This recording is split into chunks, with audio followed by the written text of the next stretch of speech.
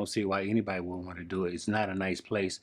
Everybody's the same. I mean, you are gonna get you take a shower. Um, people are upset coming in there because that's the center of where you find out who you are.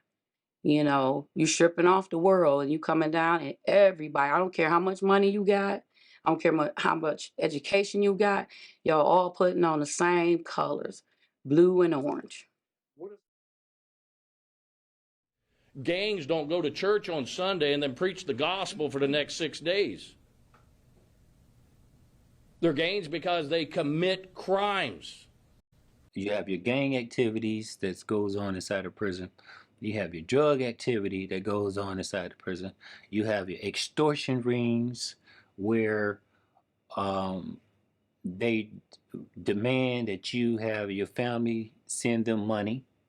And if you don't do it, they hurt you. And it's a lot of gang violence. A lot of times guys come in throwing up sets, all of that other stuff. Of course, you have Blood, Crips, and you have other associated gangs.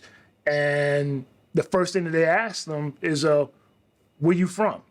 And you have to be careful when you answer that because it sounds like a general question, but it's really not.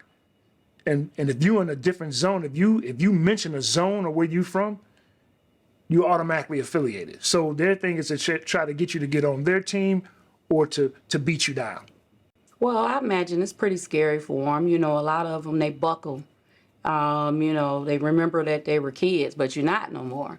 Anytime you have like rival gangs, a lot of times they don't stay on the same cell block. They'll put them on a different unit. But if they start to get overcrowding, what they'll do, they'll put one rival gang up top on the upper tier and they'll put the other one on the bottom tier. But the thing is, you can never let them out at the same time. So these guys on the bottom have a different feeding time than these guys on the top. Even when you're doing the phone calls, you can never let one guy out when you let this guy from the rival gang out.